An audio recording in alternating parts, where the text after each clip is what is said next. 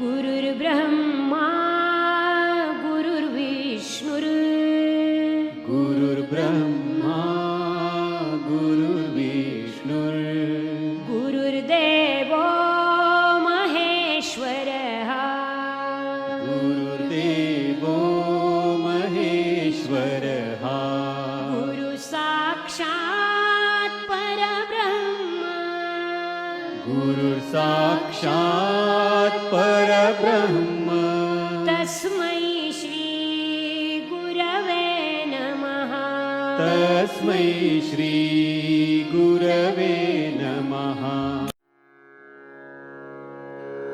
ॐ नमो भगवते वासुदेवाय ॐ नमो भगवते वासुदेवाय ॐ नमो भगवते वासुदेवाय ॐ नमो भगवते वासुदेवाय ॐ नमो भगवते वासुदेवाय वासुदेवाय वासुदेवाय। प्रेम से बोलो श्री कृष्ण भगवान की जय, भोलेनाथ भंडारी की जय। एक बार बोल दो ना राधे राधे। प्यारे भक्तों मित्रों, श्री हरि सचित्र श्री भागवत सुधा सागर सुख सागर भगवान वेद व्यास कृत श्रीमद् भागवत 12 सखंदों की सरल हिंदी व्याख्या श्लोक सहित प्रस्तुति की जा रही है। आचार्य श्री राजेंद्र कुमार सूर्यवंशी भगवान श्री कृष्ण की चरणों की धूल उनके मुख द्वारा भागवत का यज्ञ का अमृतपान करवा रहे हैं। मित्रों भक्तों, प्रसाद लेना मत भूलिए। प्रेम से बोलो श्री कृष्ण भगवान की जय। 78वां अध्याय में हमने बतलाया था कथा का जो भाव अर्थ था। इसके बाद आप एकाग्र चित्त से तीर्थों में स्नान करते हुए 12 महीनों तक भारतवर्ष की परिक्रमा करते हुए विचरण कीजिए, इससे आपकी शुद्धि हो जाएगी। बलराम जी को ये उपाय बतलाया गया था क्योंकि बलराम जी ने सूत जी का वध कर दिया था। यहाँ तक का प्रसंग था। तो प्रेम से बोलो श्री नारायण की जय। मित्रों 69वां अध्याय यानी कि 19वां अध्याय हम प्रारंभ करने जा रहे हैं। वल्लभ का उद्धार और बलराम जी की तीर्थ यात्रा। प्रेम से बोलो श्री कृष्ण भगवान की जय। तो मित्रों 79वां अध्याय हम प्रारंभ कर रहे हैं। 10वें स्कंद का ये चल रहा है। तो श्री सुखदेव जी कहते हैं, परीक्षित, पर्व का दिन आने पर बड़ा भयंकर अंधड़ चलने लगा। यानी कि जिस दिन त्यौहार था उस दिन भयंकर अंधड़ यानी कि आंधी चलने लगा, आंधी चलने लगी, धूल की वर्षा होने लगी और चारों ओर से पीप की दुर्गंध आने लगी। इसके बाद यज्ञशाला में वल्लभ दानव ने मलमूत्र आदि अपवित्र वस्तुओं की वर्षा की। तदअंतर हाथ में त्रिशूल लिए वह स्वयं दिखाई पड़ा। उसका डील डोल बहुत बड़ा था। ऐसा जान पड़ता था मानो ढेर का ढेर कालिक इकट्ठा कर दिया गया हो। इसकी चोटी और दाढ़ी मुंह तपे हुए तांबे के समान लाल लाल थी। बड़ी बड़ी दाढ़ों और भौं के कारण उसका मुंह बड़ा भयावना लगता था, बहुत भयानक लगता था। उससे देखकर भगवान बलराम जी ने शत्रु सेना की कुंदी करने वाले मुसल और दैत्यों को चीर फाड़ डालने वाले हल का स्मरण किया। उनके स्मरण करते ही वे दोनों शस्त्र तुरंत वहां आ पहुंचे। बलराम जी ने आकाश में विचरने वाले वल्लभ दैत्य को अपने हल के अगले भाग से खींचकर उस ब्रह्मद्रोही के सिर पर बड़े क्रोध से एक मुसल कसकर जमाया, जिससे उसका ललाट फट गया और वह खून उगलता तथा आर्त स्वर से चिल्लाता हुआ धरती पर गिर पड़ा। ठीक वैसे ही जैसे वज्र की चोट खाकर गेरू आदि से लाल हुआ कोई पहाड़ गिर पड़ा हो। नैमिषारण्यवासी महाभाग्यवान मुनियों ने बलराम जी की स्तुति की, उन्हें कभी ना व्यर्थ होने वाले आशीर्वाद दिए और जैसे देवता लोग देवराज इंद्र का अभिषेक करते हैं वैसे ही उनका अभिषेक किया। उसके बाद ऋषियों ने बलराम जी को दिव्य वस्त्र और दिव्य आभूषण दिए तथा एक ऐसी वैजंती माला भी दी जो सौंदर्य का आश्रय एवं कभी ना मुरझाने वाला कमल के पुष्पों से युक्त। तदंतर नैमिषारण ये वासी ऋषियों ने से विदा होकर उनके आज्ञा अनुसार बलराम जी ब्राह्मणों के साथ कौशिकी नदी के तट पर आए। वहां स्नान करके वे उस सरोवर पर गए जहां से सरयू नदी निकली है। वहां से सरयू के किनारे किनारे चलने लगे, फिर उसे छोड़कर प्रयाग आए और वहां स्नान तथा देवता ऋषि एवं पितरों का तर्पण करके वहां से पुलहाश्रम गए। वहां से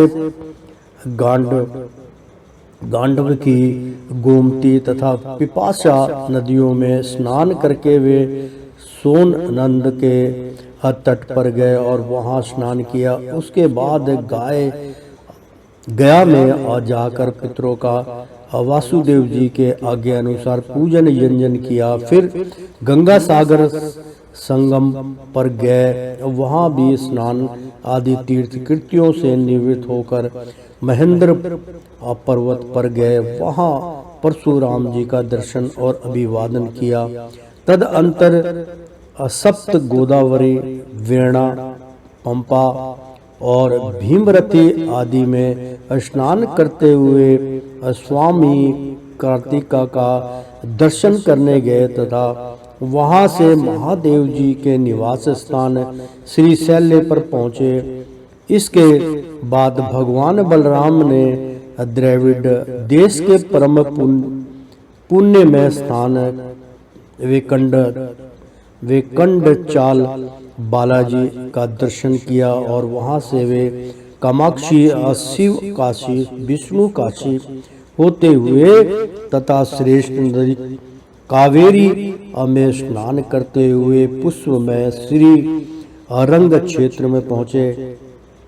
श्री अरंग क्षेत्र में भगवान विष्णु सदा विराजमान रहते थे। वहां से उन्होंने विष्णु भगवान के क्षेत्र त्रिशंभ पर्वत, दक्षिण मथुरा तथा बड़े बड़े महापापों को नष्ट करने वाले सेतु बंद की यात्रा की।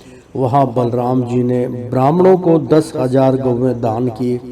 फिर वहां से कीर्तमाला और त्रामपणी नदियों में स्नान करते हुए वे मंगल पर्वत पर गए। वह पर्वत 7 कुल पर्वतों में से एक है।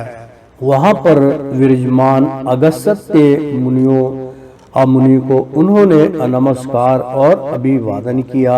अगस्त्य जी से आशीर्वाद और अनुमति प्राप्त करके बलराम जी ने दक्षिण समुद्र की यात्रा की। वहां उन्होंने दुर्गा देवी का कन्याकुमारी के रूप में दर्शन किया। इसके बाद वे फागुन तीर्थ अनंत शयन क्षेत्र में गए और वहां के सर्वश्रेष्ठ पंचाप्रसर सरस तीर्थ में स्नान किया। उस तीर्थ में सर्वदा विष्णु भगवान का सान्निध्य रहता है। वहां बलराम जी ने 10,000 गौवें दान की। अब भगवान बलराम वहां से चलकर केरल और त्रिगत देशों में होकर भगवान शंकर के क्षेत्र गोकर्ण तीर्थ में आए। वहाँ सदा सर्वदा भगवान शंकर विराजमान रहते हैं।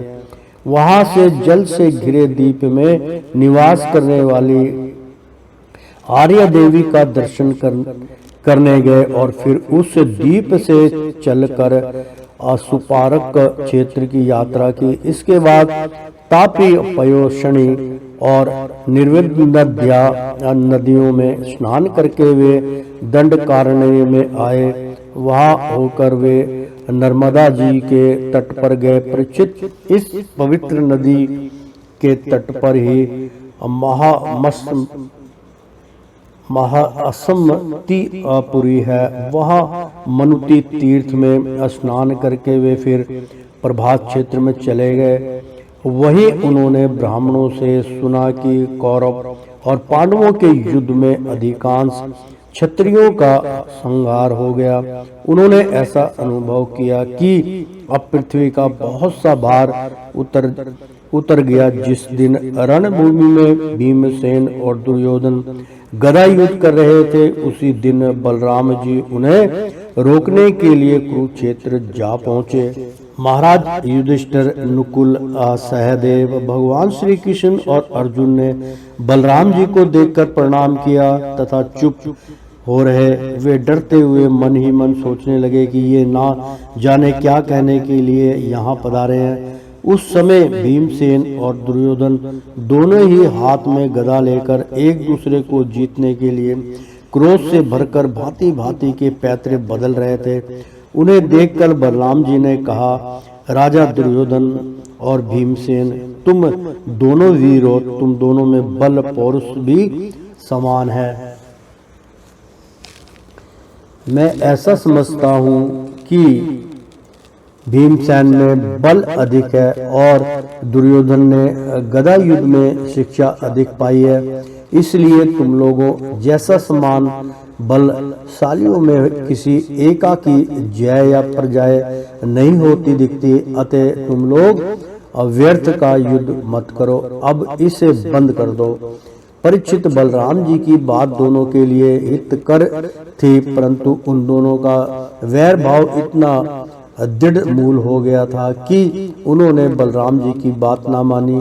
वे एक दूसरे की कटु वाणी और दुर्व्यवहारों का स्मरण करके उन्मत्त से हो रहे थे। भगवान बलराम जी ने निश्चय किया कि इनका प्रारब्ध ऐसा ही है, इसलिए उसके संबंध में विशेष आग्रह ना करके वे द्वारका लौट गए। द्वारका में उग्रसेन आदि गुरुजनों तथा अन्य संबंधियों ने बड़े प्रेम से आगे आकर उनका स्वागत किया। वहां से बलराम जी फिर नैभिसारण्य क्षेत्र में गए। वहां ऋषियों ने विरोध भाव से युद्ध आदि से निर्वृत्त बलराम जी के द्वारा बड़े प्रेम से सब प्रकार के यज्ञ कराए। परीक्षित, सच पूछो तो जितने भी यज्ञ है वे बलराम जी के अंग ही है। इसलिए उनका यह यज्ञ अनुष्ठान लोक संग्रह के लिए ही था। स्वर समृत भगवान बलराम ने उन ऋषियों को विशुद्ध तत्व ज्ञान का उपदेश किया, जिससे वे लोग इस संपूर्ण विश्व को अपने आप में और अपने आप को सारे विश्व में अनुभव करने लगे। इसके बाद बलराम जी ने अपनी पत्नी रेवती के साथ यज्ञांत स्नान किया और सुंदर सुंदर वस्त्र तथा आभूषण पहनकर अपने भाई बंधु तथा सर्वजन संबंधियों के साथ इस प्रकार शोभायमान हुए जैसे अपनी चंद्रिका का एवं नक्षत्रों के साथ चंद्रदेव होते हैं। परीक्षित, भगवान बलराम स्वयं आनंद हैं। उनका स्वरूप मन और वाणी के परे है। उन्होंने लीला के लिए ही यह मनुष्य का शरीर ग्रहण किया है। उन बलशाली बलराम जी के ऐसे ऐसे चरित्र की गिनती भी नहीं की जा सकती। जो पुरुष अनंत स्वर व्यापक अद्भुत कर्मा भगवान बलराम जी के चरित्रों का साय प्रातः स्मरण करता है, वह भगवान का अत्यंत प्रिय हो जाता है। प्रेम से बोलो श्री कृष्ण भगवान की जय।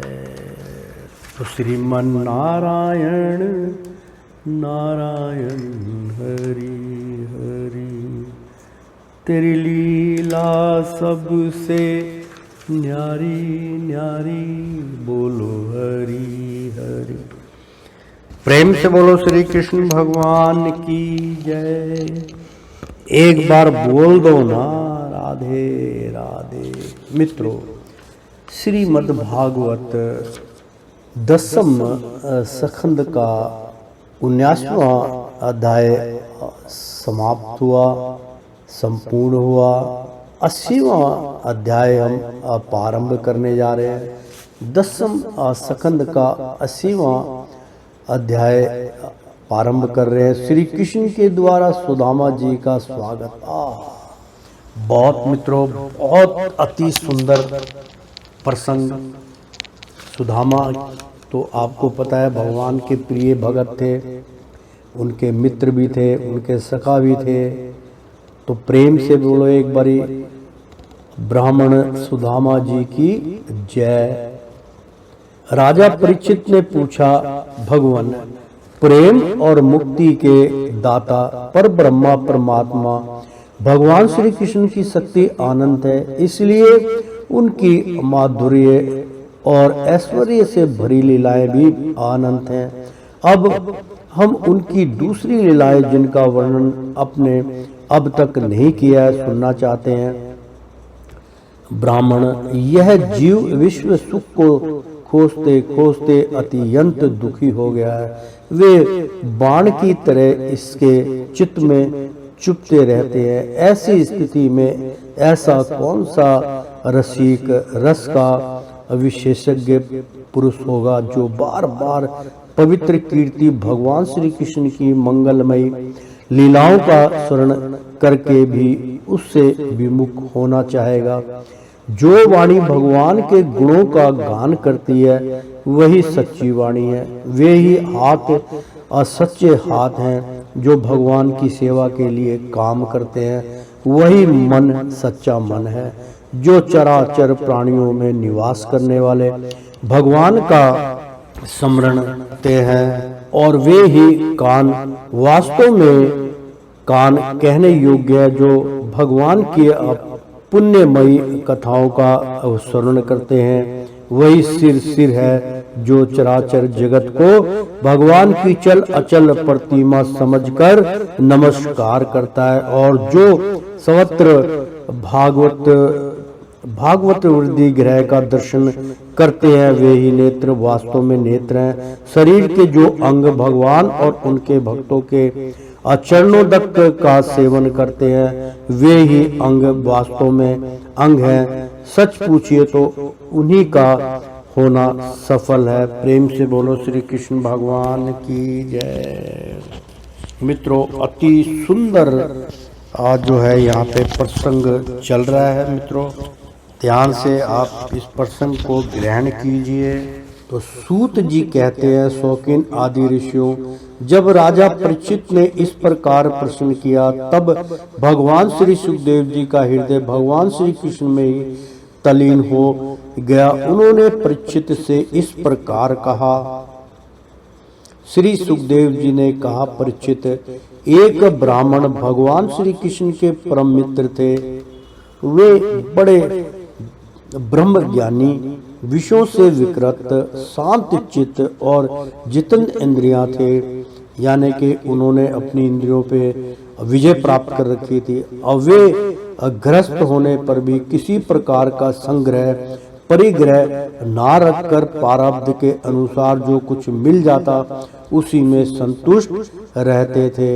उनके वस्त्र तो फटे पुराने थे ही, उनकी पत्नी के भी वैसे ही थे। वह भी अपने पति के समान ही भूख से दुबली हो रही थी। एक दिन दरिद्रता की प्रतिमूर्ति दुखनी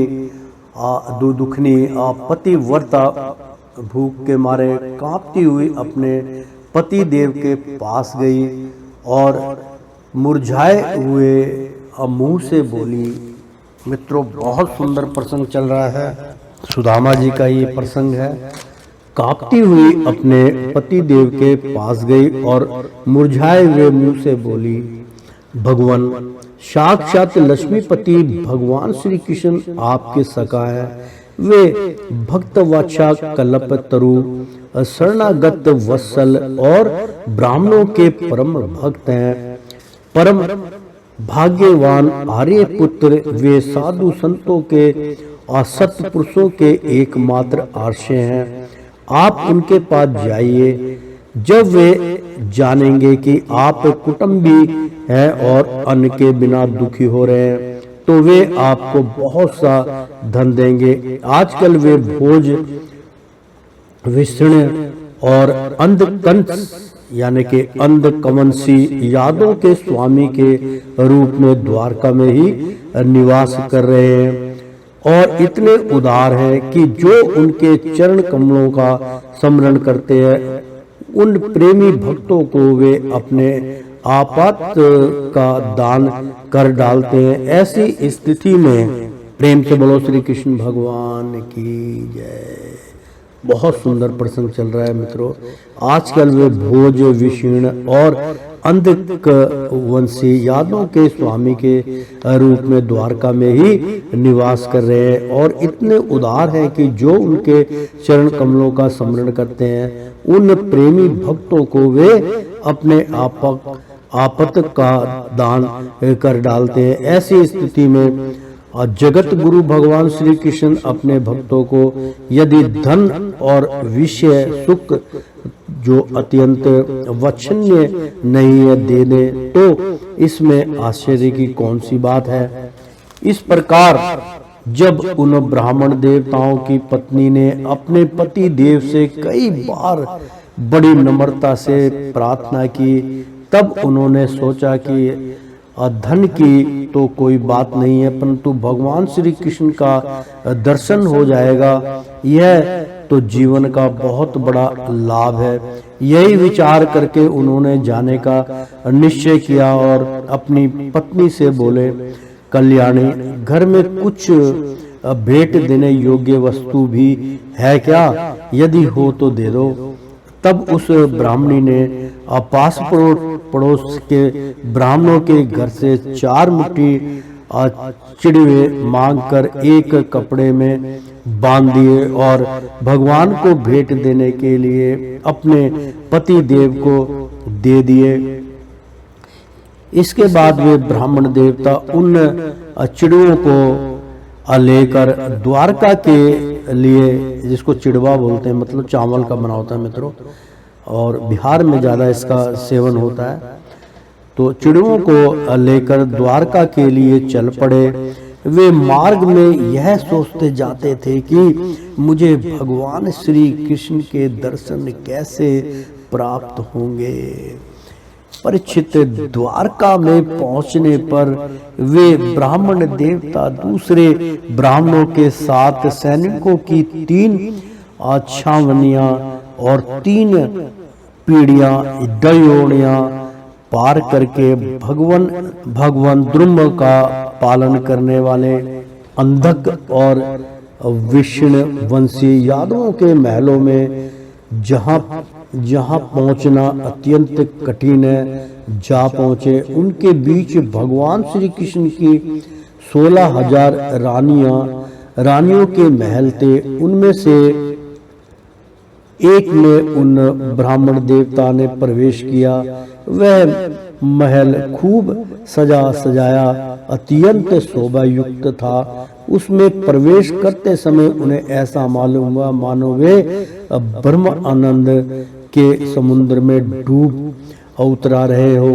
उस समय भगवान श्री कृष्ण अपनी प्राण प्रिया रुक्मिणी जी के पलंग पर विराजे हुए थे। ब्राह्मण देवता को दूर से ही देखकर वे सहसा उठ खड़े हुए और उनके पास आकर बड़े आनंद से उन्हें अपने भुज पास में बांध लिया।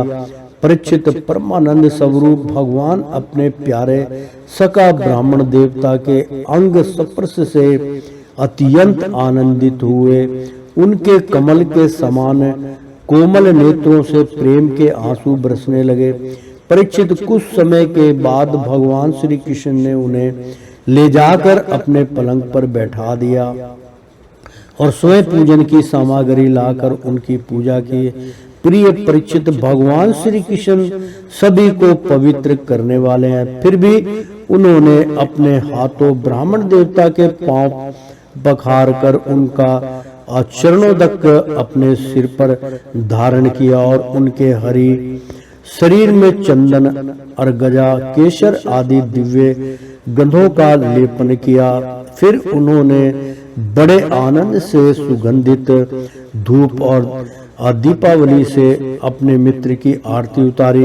इस प्रकार पूजा करके पान एवं गाय देकर मधुर वचनों से भले पधारे ऐसा कहकर उनका स्वागत किया।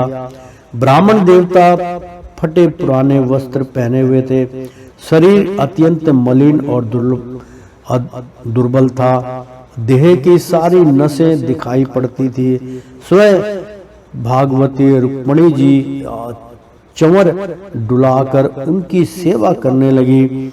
अंतपुर की स्त्रियां यह देखकर अत्यंत विस्मित हो गई कि पवित्र कीर्ति भगवान श्री कृष्ण अतिशय प्रेम से इस मैले कुचैले अवधूत ब्राह्मण की पूजा कर रहे हैं।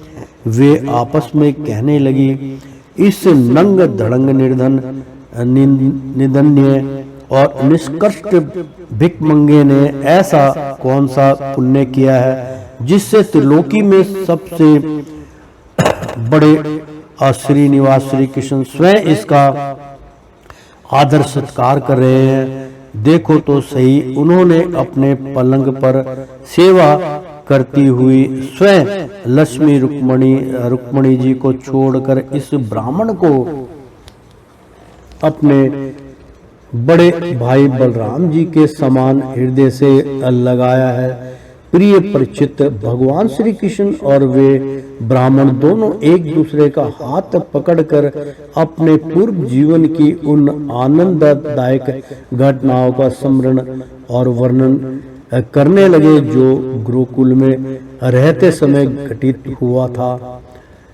भगवान श्री कृष्ण ने कहा, धर्म के अमर्ग ब्राह्मण देव अब गुरु दक्षिणा देकर जब आप गोकुल से लौट आए तब आपने अपने अनुरूप स्त्री से विवाह किया था नहीं।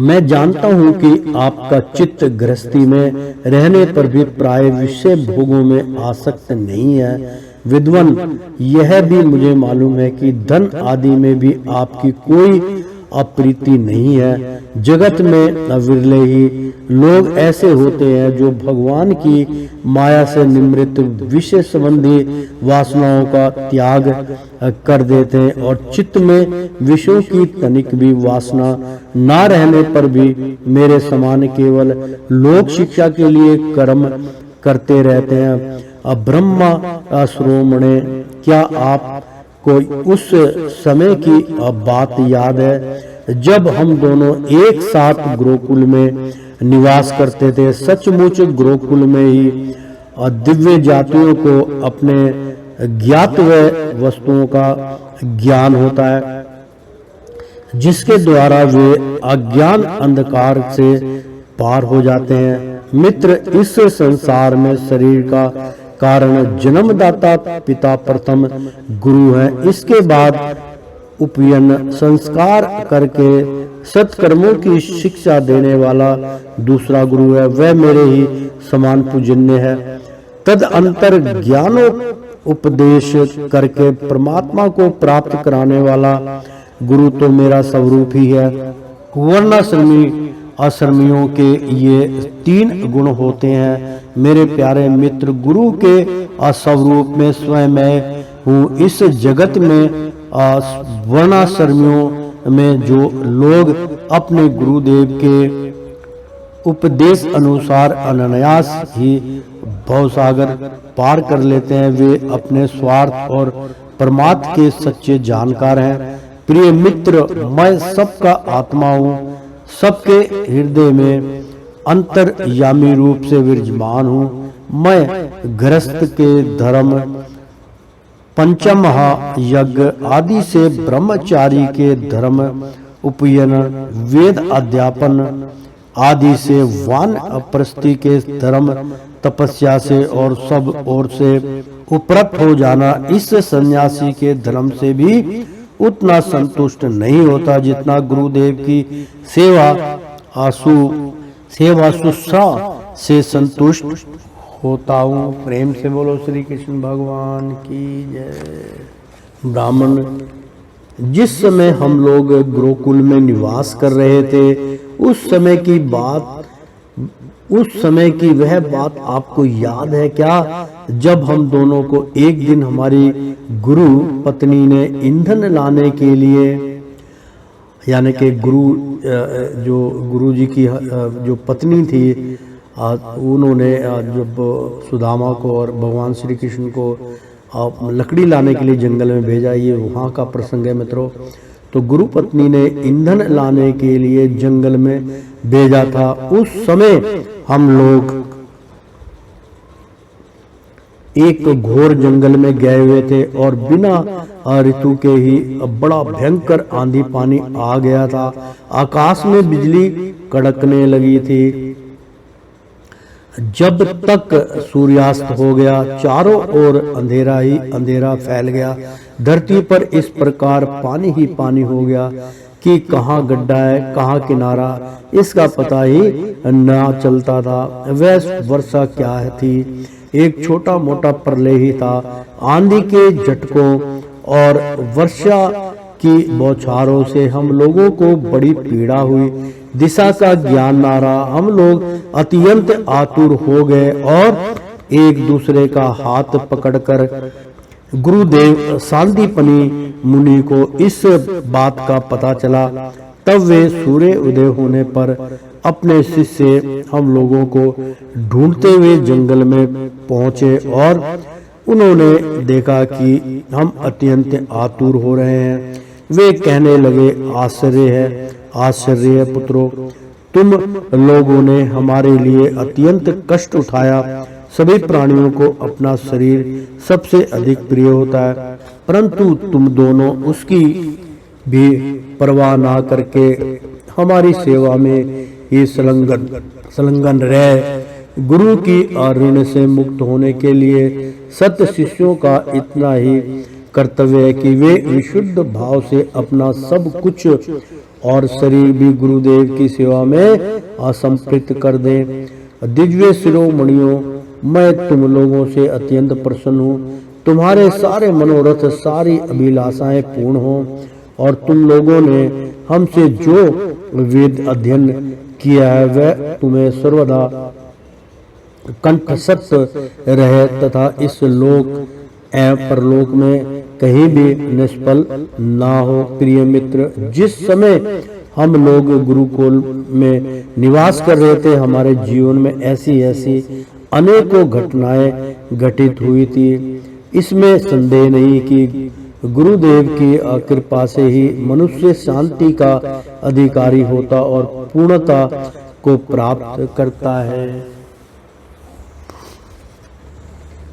ब्राह्मण देवता ने कहा, देवताओं के आराध्य देव, जय जगत गुरु श्री कृष्ण, भला अब हमें क्या करना बाकी है, क्योंकि आपके साथ जो सत्य संकल्प परमात्मा है, हमें गुरुकुल में रहने का सौभाग्य प्राप्त हुआ था। प्रभु, अच्छंदों में वेद धर्म अर्थ काम मोक्ष अचतुर्विध पुरुषार्थ के अमूल स्तोत्र हैं और वे हैं आपके शरीर। वही आप वेदाध्ययन के लिए गुरुकुल में निवास करें। यह मनुष्य लीला का अभिनय नहीं तो और क्या है। तो श्रीमन नारायण नारायण हरि हरि, तेरी लीला सबसे न्यारी न्यारी, बोलो हरि हरि। मित्रों, 10वें आस्कंद का 80वां अध्याय समाप्त हुआ। 81वां अध्याय हम अब प्रारंभ करने जा रहे हैं। तो प्रेम से बोलो श्री कृष्ण भगवान की जय। सुदामा जी को ऐश्वर्य की प्राप्ति। श्री सुखदेव जी कहते, प्रिय परीक्षित, भगवान श्री कृष्ण सबके मन की बात जानते, वे ब्राह्मणों के परम भक्त, उनके कलेशों के नाशक तथा संतों के एकमात्र आश्रय हैं। वे पूर्वक प्रकार से उन ब्राह्मण देवता के साथ बहुत देर तक बातचीत करते रहे।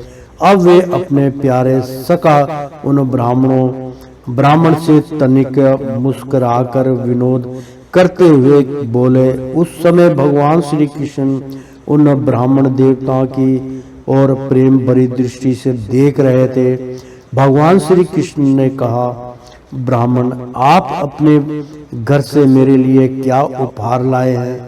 मेरी प्रेमी भक्त जब प्रेम से थोड़ी सी वस्तु भी मुझे अर्पण करते हैं तो वह मेरे लिए बहुत हो जाती है, परंतु मेरे अभक्त यदि बहुत सी सामग्री भी मुझे भेंट करते हैं तो उससे मैं संतुष्ट नहीं होता। जो पुरुष प्रेम भक्ति से फल फूल अथवा पत्ता पानी में से कोई भी वस्तु मुझे समर्पित करता है तो मैं उस शुद्ध चित्त भक्त का वह प्रेम प्रहार केवल स्वीकार ही नहीं करता बल्कि तुरंत भोग लगा लेता हूँ। परीक्षित, भगवान श्री कृष्ण के ऐसे कहने पर भी उन ब्राह्मण देवताओं ने लज्जावश उन लक्ष्मीपति को वे 4 मुट्ठी चिड़वे नहीं दिए। उन्होंने संकोच से अपना मुंह नीचे कर लिया था। परीक्षित, भगवान श्री कृष्ण समस्त प्राणियों के हृदय का एक एक संकल्प और उनका अभाव भी जानते हैं। उन्होंने ब्राह्मण के आने का कारण उनके हृदय की बात जान ली। अब वे विचार करने लगे कि एक तो यह मेरा प्यारा सखा है, दूसरे उसने पहले कभी लक्ष्मी की कामना से मेरा भजन नहीं किया है। इस समय यह अपनी पवित्रता पत्नी को प्रसन्न करने के लिए उसी के आग्रह से यहाँ आया है। अब मैं इसे ऐसी संपत्ति दूंगा जो देवताओं के लिए भी अत्यंत दुर्लभ है। भगवान श्री कृष्ण ने ऐसा विचार करके उनके वस्त्रों से चिथड़े की एक पोटली में बंधा हुआ चिड़वा, यह क्या है, ऐसा कहकर स्वयं ही छीन लिया और बड़े आदर से कहने लगे, प्यारे मित्र, यह तो तुम मेरे लिए अत्यंत प्रिय भेंट ले आए हो। ये चिड़वे न केवल मुझे बल्कि सारे संसार को तृप्त करने के लिए पर्याप्त हैं। ऐसा कहकर वे उसमें से एक मुट्ठी चिड़वा खा गए और दूसरी मुट्ठी ज्यों ही भरी त्यों हुई रुक्मणी के रूप में स्वयं भगवती लक्ष्मी जी ने भगवान श्री कृष्ण का हाथ पकड़ लिया, क्योंकि वे तो एकमात्र भगवान के परायण हैं, उन्हें छोड़कर और कहीं जा नहीं सकते। रुक्मणी जी ने कहा, विश्व आत्मन, बस मनुष्य को इस लोक में तथा मरने के बाद परलोक में भी समस्त संपत्तियों की समृद्धि प्राप्त करने के लिए यह एक मुट्ठी चिड़वा ही बहुत है, क्योंकि आपके लिए इतना ही प्रसन्नता का हेतु बन जाता है। परीक्षित, ब्राह्मण देवता उस रात को भगवान श्री कृष्ण के महल में ही रहे। उन्होंने वह आराम से वहां खाया पिया और ऐसे अनुभव किया मानो मैं वैकुंठ में ही पहुंच गया हूँ। परीक्षित, श्री कृष्ण से ब्राह्मण को प्रत्यक्ष रूप में कुछ भी ना मिला, फिर भी उन्होंने उनसे कुछ मांगा नहीं। वे अपने चित्त की करतूत पर कुछ लज्जित से होकर भगवान श्री कृष्ण के दर्शन जनित आनंद में डूबते उतरते अपने घर की ओर चल पड़े। वे मन ही मन सोचने लगे, आहो कितने आनंद और आश्चर्य की बात है। ब्राह्मणों को अपना इष्ट देव मानने वाले भगवान श्री कृष्ण की ब्रह्मा भक्ति आज मैंने अपनी आंखों से देख ली। धन्य है जिनके वक्ष स्थल पर स्वयं लक्ष्मी जी सदा विराजमान रहती हैं। उन्होंने मुझे अत्यंत दरिद्र को अपने हृदय से लगा लिया। कहा तो मैं अत्यंत पापी और दरिद्र, और कहा लक्ष्मी के एकमात्र आश्रय भगवान श्री कृष्ण, परंतु उन्होंने यह ब्राह्मण है ऐसा समझकर मुझे अपनी भुजाओं में भरकर हृदय से लगा लिया।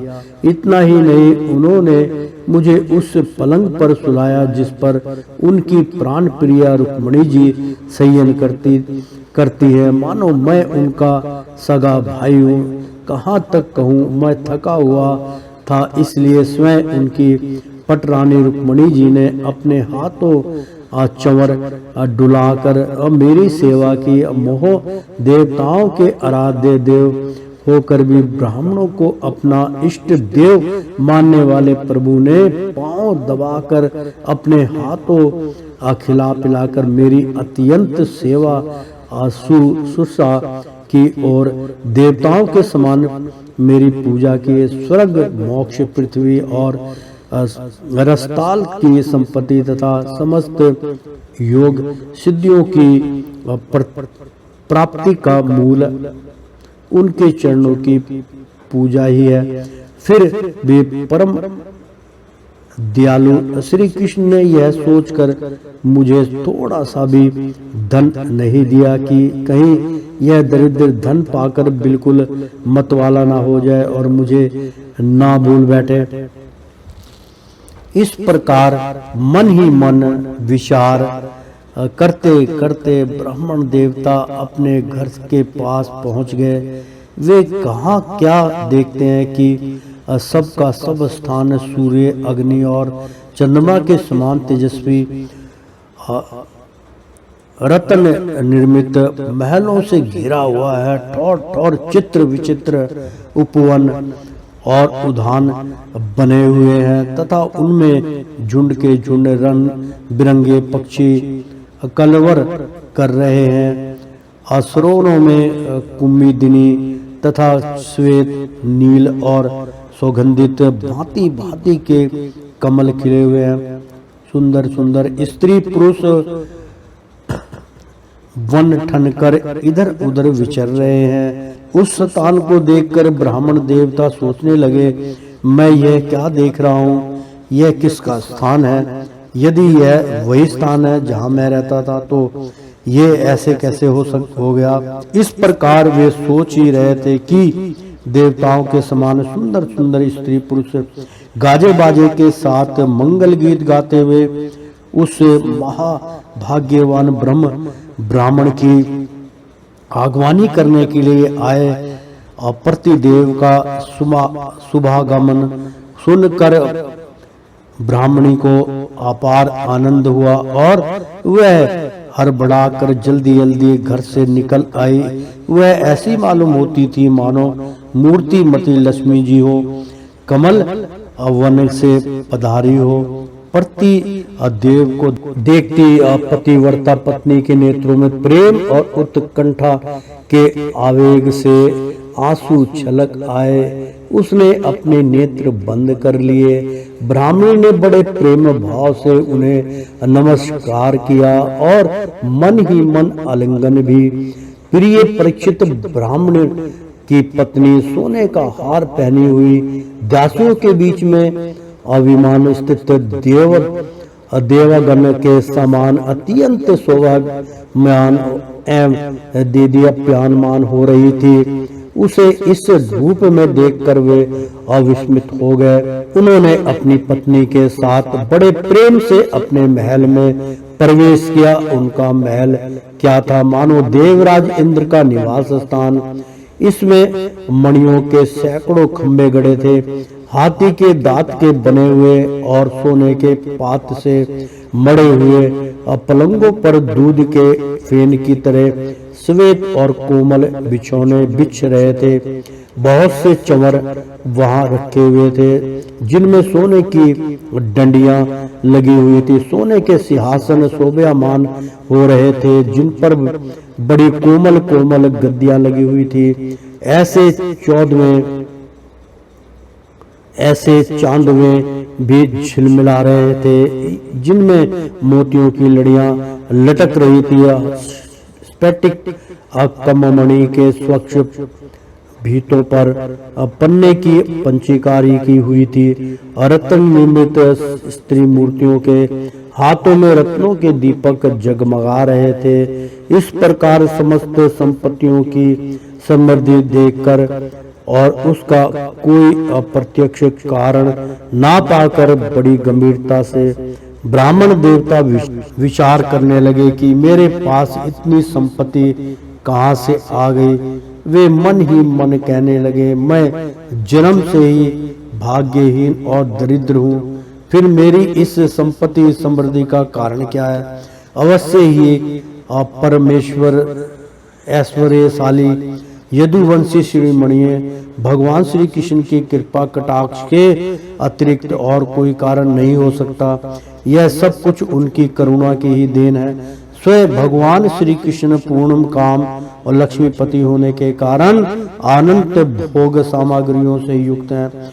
इसलिए वे याचक भक्त को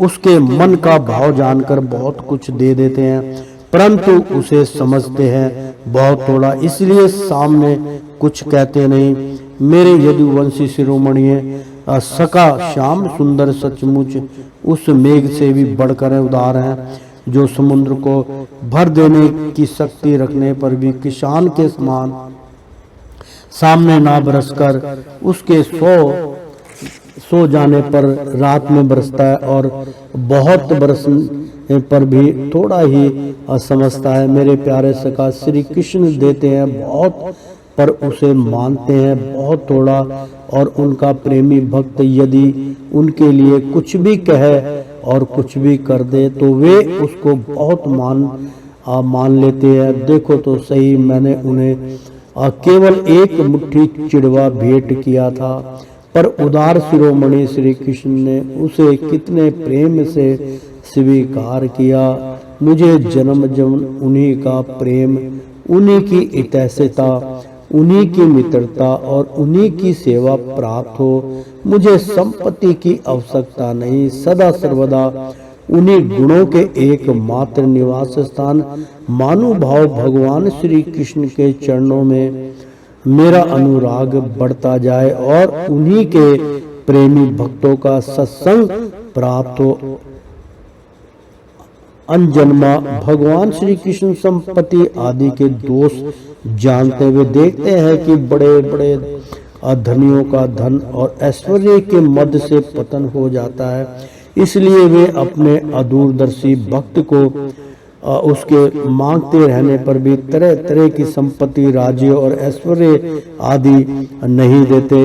यही उनकी बड़ी कृपा है। परीक्षित अपनी वृद्धि बुद्धि से इस प्रकार निश्चय करके वे ब्राह्मण देवता त्याग पूर्वक अनासक्त भाव से अपनी पत्नी के साथ भागवत प्रसाद स्वरूप विषयों को ग्रहण करने लगे और दिनों दिन उनकी प्रेम भक्ति बढ़ने लगी। प्रिय परीक्षित, देवताओं के भी आराध्य देव भक्त भयहारी यज्ञपति स्वर शक्तिमान भगवान स्वयं ब्राह्मणों को अपना प्रभु, अपना इष्ट देव मानते हैं। इसलिए ब्राह्मणों में बढ़कर और कोई भी प्राणी जगत में नहीं है। इस प्रकार भगवान श्री कृष्ण के प्यारे सखा उन ब्राह्मणों ने देखा कि यद्यपि भगवान आजीत हैं, किसी के अधीन नहीं है, फिर भी वे अपने सेवकों के अधीन हो जाते हैं, उनके अपराजित हो जाते हैं, उनसे पराजित हो जाते हैं। अब वे उन्हीं के ध्यान में तन्मय हो गए। ध्यान के आवेग से उनकी अविद्या की गांठ कट गई और उन्होंने थोड़े ही समय में भगवान का धाम, जो कि संतों का एकमात्र आश्रय है, प्राप्त किया। परीक्षित, ब्राह्मणों को अपना इष्ट देव मानने वाले भगवान श्री कृष्ण की इस ब्राह्मण भक्ति को जो सुनता है उसे भगवान के चरणों में प्रेम भाव प्राप्त हो जाता है और वह कर्म बंधन से मुक्त हो जाता है। तो प्रेम से बोलो श्री कृष्ण भगवान की जय।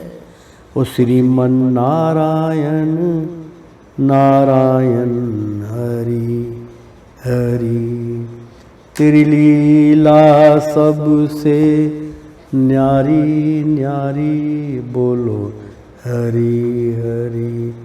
श्रीमन नारायण नारायण हरि हरि। प्रेम से बोलो श्री कृष्ण भगवान की जय। एक बार बोल दो ना राधे राधे।